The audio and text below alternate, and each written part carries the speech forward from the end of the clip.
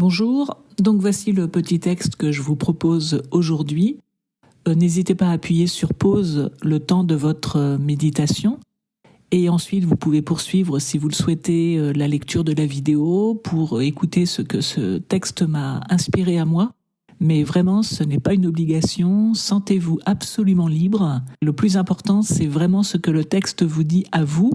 Et si justement vous souhaitez partager, mais là non plus ce n'est pas une obligation, faites-le en toute liberté si vous le désirez. Donc si vous souhaitez partager ce que le texte vous a inspiré, n'hésitez pas à le faire en commentaire. C'est vraiment toujours inspirant de voir à quel point l'Évangile parle à chacun de manière très personnelle. Donc n'hésitez pas. Bonne méditation! Alors en ce qui me concerne, j'ai toujours adoré cette petite histoire avec cette description de cet aveugle en train de retrouver la vue et qui voit les hommes comme des arbres en train de marcher. Donc évidemment, on peut être étonné que Jésus soit obligé de s'y reprendre à 2 reprises. D'ailleurs, c'est le seul endroit dans les évangiles où Jésus, procédant à une guérison, est obligé de s'y reprendre à 2 reprises. Est-ce qu'il est vraiment obligé de s'y reprendre à 2 reprises ? Est-ce que plutôt il ne fait pas les choses de telle manière que l'aveugle retrouve la vue très progressivement ? On ne connaît pas en fait l'histoire de cet aveugle, on ne sait pas pourquoi il est devenu aveugle, on ne sait pas s'il est aveugle de naissance. J'aurais tendance à dire que c'est peu probable dans la mesure où il sait reconnaître des hommes et des arbres. C'est donc peut-être qu'il a déjà vu avant des hommes et des arbres. Peut-être qu'il aimait beaucoup les arbres et peut-être qu'il a été traumatisé par des hommes et que cette étape intermédiaire de lui faire voir les hommes comme des arbres qui marchent, c'est pour l'apaiser, pour le rassurer par rapport aux hommes. On ne sait pas. Dans tous les cas, je pense que ce n'est pas un hasard s'il y a cette étape intermédiaire et que c'est pour le bien de cet homme. C'est pour le bien de cet aveugle qui va retrouver la vue. Peut-être que retrouver la vue aussi d'emblée, d'un seul coup, ça aurait été trop brutal pour lui, pour cet homme-là. On ne sait pas.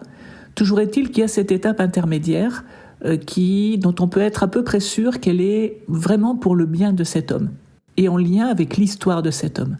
Et on ne peut vraiment se réjouir qu'avec lui parce que le texte dit bien « il fut rétabli ». C'est-à-dire que vraiment il a retrouvé toutes ses capacités. Et de fait, il peut tout percevoir distinctement, c'est-à-dire qu'il voit tout. Et évidemment, on peut transposer au niveau d'un cheminement spirituel avec le Christ, qui consiste justement à se laisser travailler par l'Esprit de Dieu pour progressivement voir en fait de mieux en mieux les choses. Tout ce qui a trait à notre vie, tout ce qui a trait à la vie de nos proches aussi, tout ce qui peut avoir trait au projet de salut de Dieu pour l'ensemble de l'humanité. C'est vrai qu'au contact avec le Christ, avec son esprit, on discerne, on a l'impression en tout cas de discerner de mieux en mieux les choses. Et en même temps, je dirais qu'on les comprend peut-être de moins en moins. En tout cas, moi, c'est ce que j'expérimente. C'est vrai que j'ai l'impression de voir de plus en plus de choses. Et justement, plus je les vois, et plus je découvre la complexité de la réalité et également de ce projet de salut de Dieu pour tous les hommes.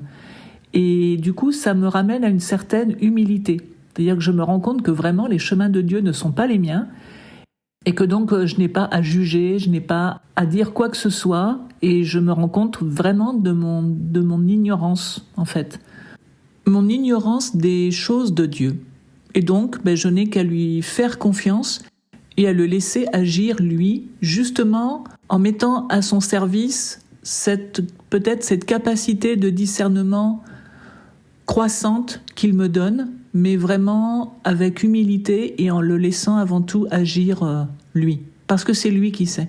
Nous, une fois de plus, franchement, on ne sait pas grand-chose.